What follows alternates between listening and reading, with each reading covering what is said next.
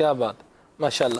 ایک میسیج کے ذریعے کہا گیا ہے کہ میرے گھر والے میری شادی نہیں کر رہے، دعا کریں اسی سال میری شادی خانہ آبادی ہو جائے.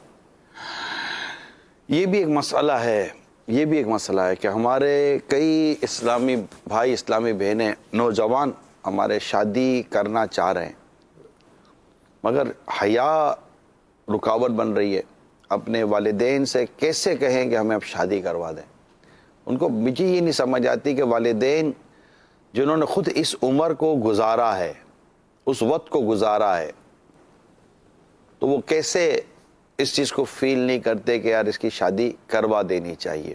اپنے پاؤں پہ تو کھڑا ہو جائے، کچھ کر تو لے، کچھ بنا پاؤں تو پہ لے، کھڑے ہوئے کچھ بھیا، جمع تو کر لے. 10 سال کا نہیں ہو تبھی پاؤں پہ کھڑا ہو گیا تھا. یہ بات آپ کی میں ان معنوں کر لیتا. اب میں سمجھانا چاہ رہا تھا ان کو جن کی شادیاں نہیں ہو پا رہی ہیں صحیح. کہ ان کی عمریں ہو گئی ہوں گی. ہو سکتا ہے کہ والدین کو یہ کانفیڈنس نہ ہوتا ہو کہ آپ گھر چلا لو گے. یعنی لڑکے کے بارے میں ہو سکتا ہے کہ یہ ہو کہ یہ بھی گھر کیسے چلائے گا، خرچہ کیسے چلائے گا گھر کا.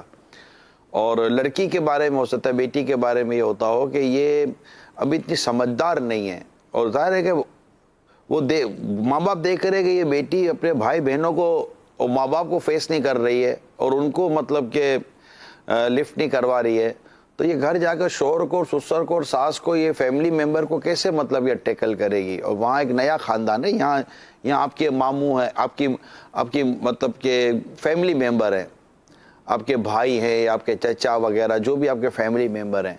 وہاں تو آپ کے جو شوہر ہوں گے اس کے سارے فیملی ممبر ہوں گے اور آپ وہاں نیو ارائیول آپ کا ہوگا نا، آپ مطلب کہ نئے پرسن ہوں گے. تو آپ ابھی 16 17 18 سال کی عمر میں اپنے گھر میں ایڈجسٹ نہیں ہو سکی ہو، اس گھر میں کیا ایڈجسٹ ہوگی؟ تو ہو سکتا ہے ماں باپ کو یہ تشویش ہوتی ہو کہ یہ کیسے ہوگی. ابھی بھی آپ کو روٹی بنانے آتی نہیں ہے، آپ کو چولہے پر برتن رکھنا تو آتا نہیں ہے، پانی بھرتی ہو تو آتے آتے آدھا گرا دیتی ہو، پانی پیش کرنا بھی آپ کو اگر صحیح طور پر نہیں آتا، دسترخوان پر آپ کھاتی کم ہو گراتی زیادہ ہو، تھوڑی تھوڑی دیر کے بعد بھائی بہنوں سے لڑتی ہو، ماں اٹھانے کے لیے آتی ہے تو تکلیف ہو جاتی ہے، باپ بلاتا ہے تو جواب دیتی نہیں ہو، بھائی کو آپ دو باتیں سنا دیتی ہو، بہن کو کہتی ہو تیری نوکرانی ہو. اس طرح کی جب آپ کی لینگویج ماں باپ دیکھتے ہوں گے تو ان کو تشویش ہوتی ہوگی، کیونکہ ماں باپ تو یہ چاہتے ہیں کہ ہماری بیٹی کی شادی ہو جائے اور یہ خوش رہے. تو ماں باپ کو یہ لگتا ہے کہ یار ہماری عزت کا کیا بنے گا، کہ بیٹی تو بالکل بد اخلاق ہے، نہ کچن سنبھال سکتی، نہ اس کو ڈسٹنگ آتی ہے، نہ اس کو کوئی گھر کے مینرز ہی نہیں آتے. اچھا وہ لگے ماں باپ نے سکھائی نہیں، ماں باپ نے کوشش کی ہوگی، لیکن ہو سکتا ہے کہ آپ کا مزاج اس کو وہ قبول نہ کرتا ہو. بیٹے کے بارے میں بھی اسی طرح کی باتوں کا تشویش ہوتی ہے کہ یہ کیسے سنبھالے گا. تو 2-3 چیزیں ہوتی ہیں شادی کے لیے. ایک تو عمر کا ہو جانا، دوسری بات میچورٹی ہوتی ہے کہ آیا یہ گھر چلانے کی پوزیشن میں ہے یا نہیں ہے. اب بات پر آپ کو غصہ آ جاتا ہے تو شوہر یا بیوی جب یہ دونوں نئے ہوں گے تو ہو سکتا ہے کہ شروع کے دنوں میں تو لحاظ محبت رہے، لیکن ظاہر لحاظ محبت دن رات رہنے والوں کا ایک اپنا وہ تکلف تو اٹھ ہی جائے گا نا. تو پھر وہ کہنا سننا تو برداشت نہیں ہوگا. گھر تو برداشت سے چلتا ہے، صبر سے چلتا ہے، ایک دوسرے کے لیے وہ قربانی دینے سے چلتا ہے. آپ کو یہ اس کا اندازہ ہونا چاہیے کہ اگر شوہر کو غصہ آ جائے تو بیوی کو چاہیے کہ چپ ہو جائے، بالکل چپ ہو جائے اور سائڈ ہو جائے. اور اگر شوہر دیکھ رہا ہے کہ بیوی آپے سے باہر ہو گئی، جس کو ہونے کی قطعاً اجازت ہی نہیں ہے، خدا نخواستہ ہو گئی ہے، تو وہ بھی مطلب کہ اپنے گھر کی بہتری کے لیے کچھ دیر، کیونکہ گرم پتیلی چاہے شوہر پکڑے کہ بیوی پکڑے، ہاتھ میں اسی کا جلنا ہے، تو تھوڑا برتن کو ٹھنڈا ہو جانے دیں، کو تسلی کے ساتھ کہیں، ورنہ تو وہ جب لوہے سے لوہا ٹکرائے گا نا تو چنگاری نہیں اڑنا ہے. تو یہ جو باتیں میں عرض کر رہا ہوں، جب تک اس کی پراپرلی تربیت نہیں ہو جائے گی اور گھر میں اس کی کوئی نہ کوئی جھلک نظر آنی چاہیے کہ لگے کہ ہاں واقعی آپ کی وہ جو سخت مزاجی، غصہ، چڑچڑاپن، جواب نہ دینا، کام کاج نہ کرنا، اس پہ کمی آ رہی ہے تو کچھ ماں باپ کی آنکھیں ٹھنڈی تو ہوں. یہ ہے دوسری بات. تیسری بات وہی ہے کہ والدین یا فیل نہیں کرتے، یا پھر یہ کہ تھوڑا پڑھانا ہے، یہ کرنا ہے، وہ کرنا ہے، تو پھر اس کی وجہ سے گناہوں کی طرف بڑھنے اور فتنوں کے بڑھنے کا اندیشہ رہتا ہے.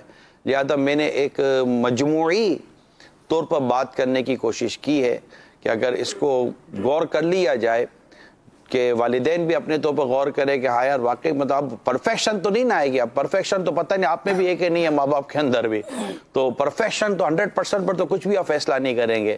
کسی حد تک آپ کو لگتا ہے کہ یار پرسنٹیج ہے اور وہاں کا مزاج اور انداز آپ دیکھ لیجئے, تو پھر اللہ کا نام لے کر آگے بڑھیے تاکہ بچے خوش ہوں اور گناہوں سے بچ کر زندگی گزارے.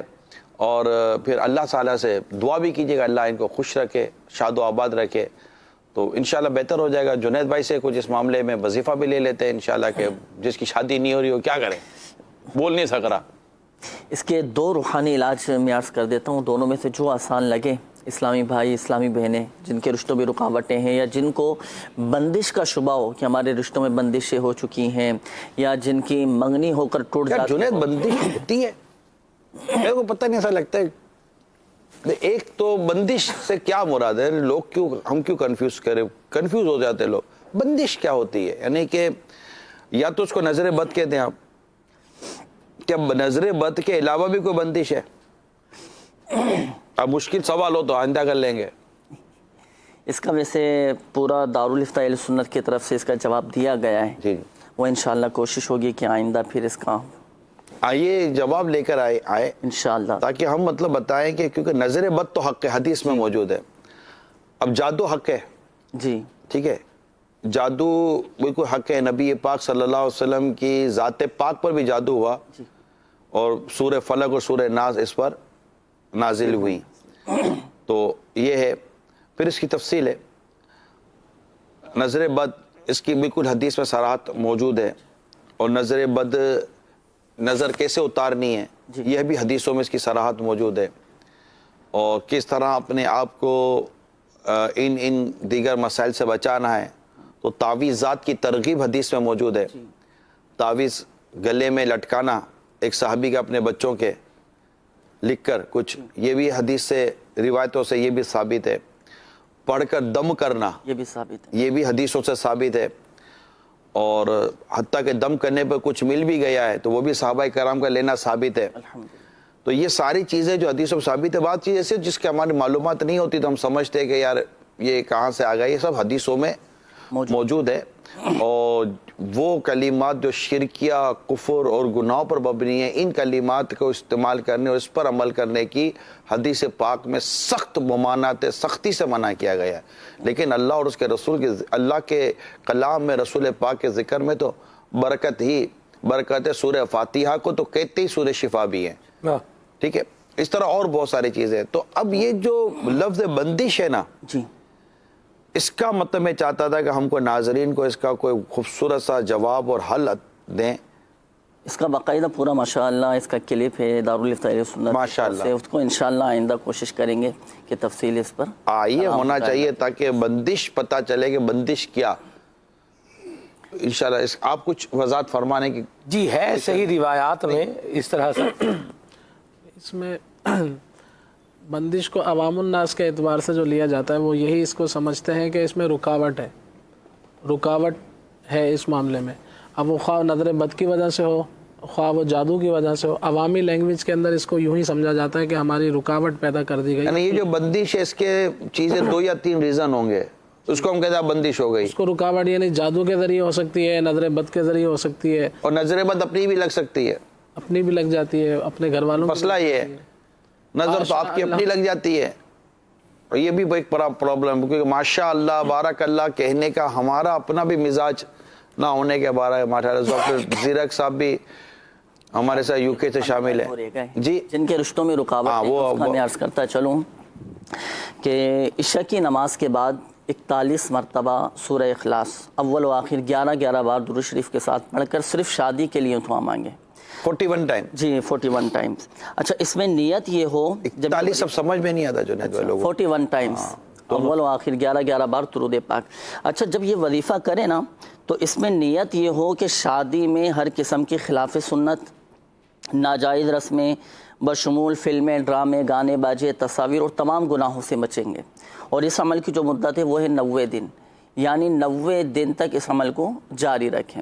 اچھا یہ وظیفہ ایسا ہے کہ جسے شادی کرنی ہے نا وہ خود اس وظیفے پر عمل کرے, اس کی طرف سے کوئی دوسرا اس وظیفے پر عمل نہیں. اس کی دوسری نہ ہو جائے مسئلہ ہے, پرابلم ہو جائے گا. اچھا اس میں ایک تھوڑی سی ہمارے کیمرہ میں نسل ہے, اپنے لیے نہیں ہے, یوں مطلب جسے شادی کرنی ہے وہی یہ عمل کریں. اچھا اگر اسلامی بہنیں ان دنوں میں اگر یہ وظیفہ پڑھنا چاہیں رشتوں میں رکاوٹیں دور ہونے کے لیے, تو جن دنوں میں قرآن پاک کی تلاوت کرنا منع ہے ان دنوں میں سورہ اخلاص کا ابتدائی لفظ قل نہ پڑھیں بلکہ هو اللہ احد سے شروع کریں, اور اس وظیفے کو بلا نیت قرآن بنیت حمد و ثنا پڑھا جائے.